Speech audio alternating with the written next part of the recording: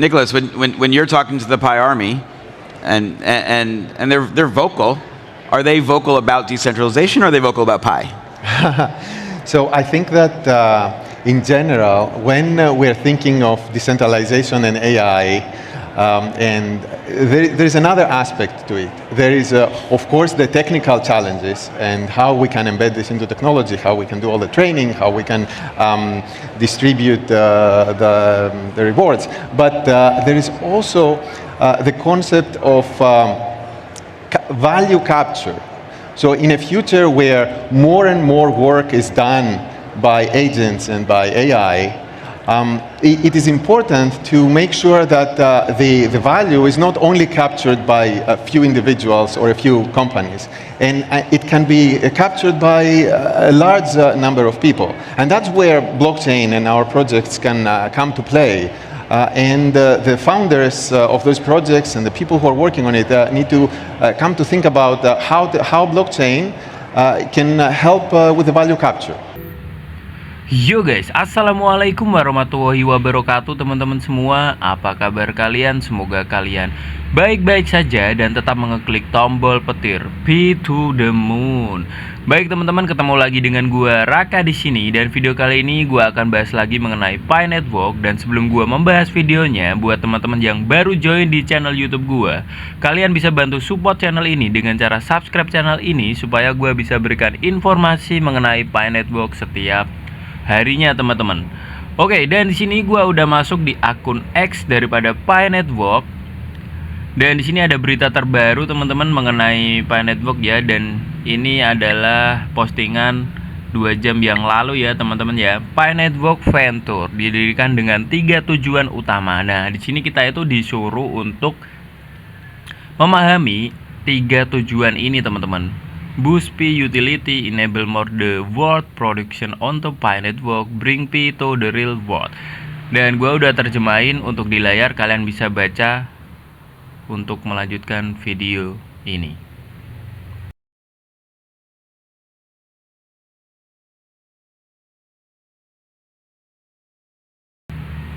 Oke, sebelum kita melanjutkan videonya sampai mendalam, kita akan melihat terlebih dahulu untuk harga Pi saat ini teman-teman.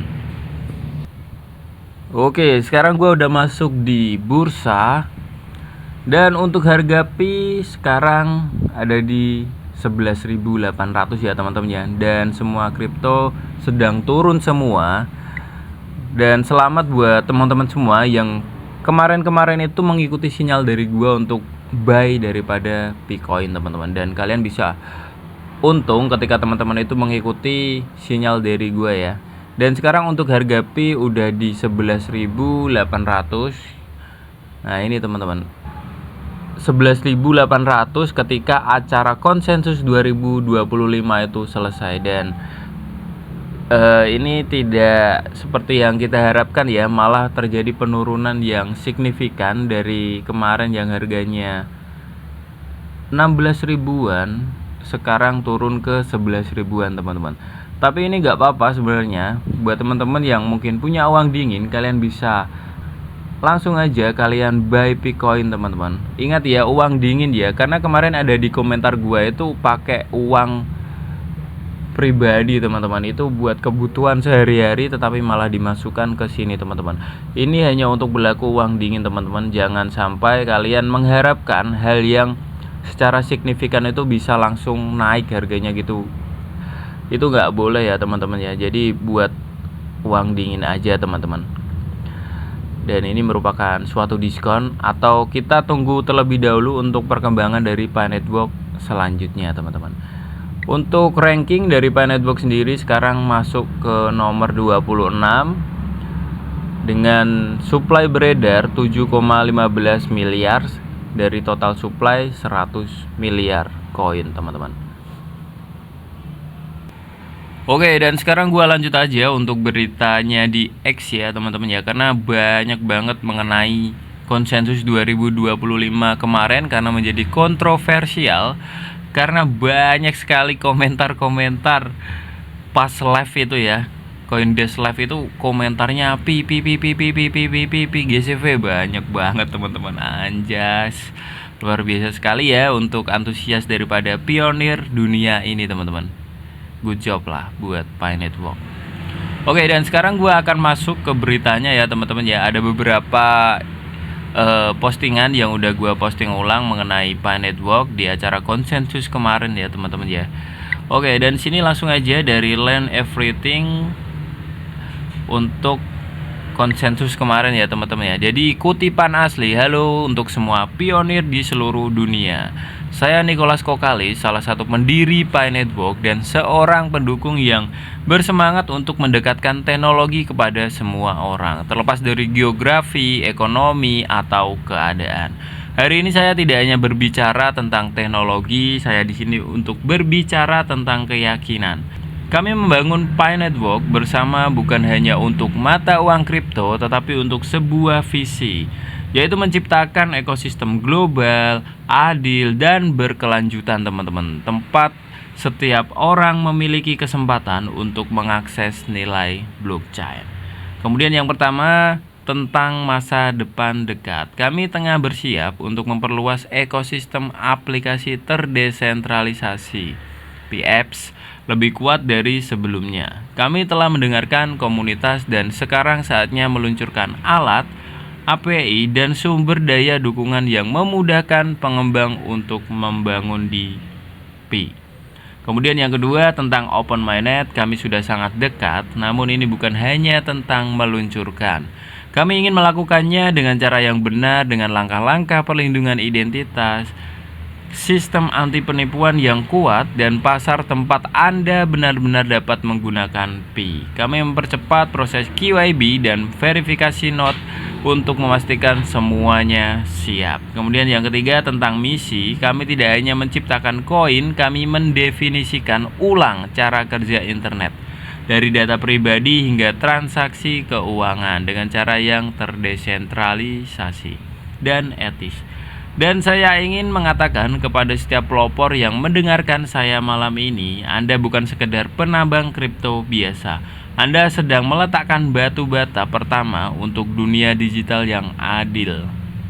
Bersabarlah, percayalah, dan ambil tindakan. Nah ini ya, gua itu sangat bengek banget ya kalau mendengar para orang-orang yang komentar di video gua ini kayak mengatakan lu harga Pi gak bakal 10 dolar. Lu ngapain gitu nonton video gua, boy? Kalau lu gak garap Pi Network, kalau lu gak merasa pionir, mending gak usah nonton gitu. Buat apa gitu kan? Kalau kalian cuma percaya BTC, terus altcoin kalian gak percaya, terus buat apa gitu? Kita itu mengambil dari teknologinya teman-teman. Teknologi itu selalu ada yang baru gitu kan.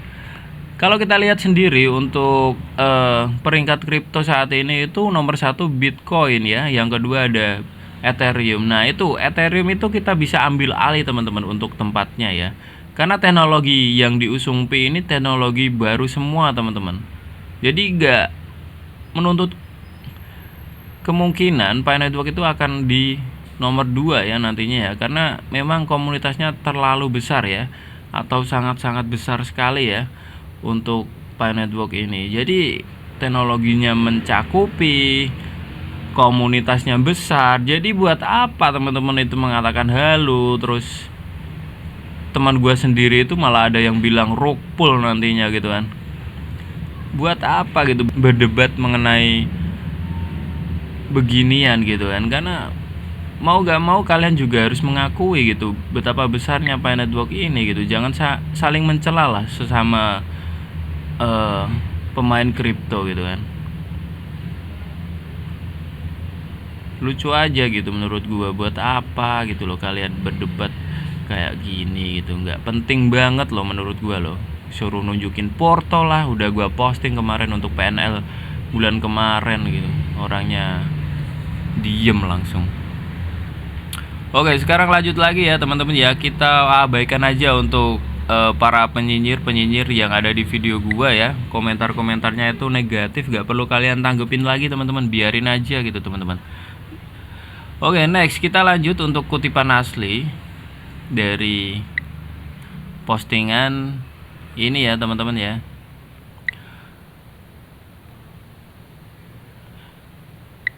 Oke, pada tanggal 16 Mei 2025 di konferensi konsensus 2025 di Toronto, Kanada, Dr. Nicholas Kokalis, pendiri dan CTO Pi Network, menyampaikan pidato utama tentang topik infrastruktur AI dan blockchain untuk memicu adopsi arus utama. Kemudian ada poin-poin penting ya untuk pidato kemarin ya. Yang pertama itu menggabungkan AI dan blockchain untuk mempromosikan aplikasi praktis.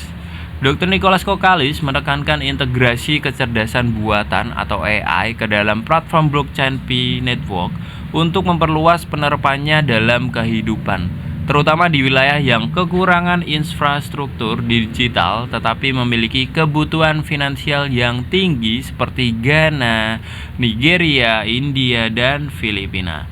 Kemudian yang kedua, mempromosikan keuangan terdesentralisasi dan identitas digital. Ia menyebutkan membangun ekosistem DeFi dan mengembangkan identitas digital untuk memastikan akses yang adil ke layanan keuangan, dan meminta regulator internasional untuk membangun kerangka hukum yang fleksibel untuk mendukung pengguna global.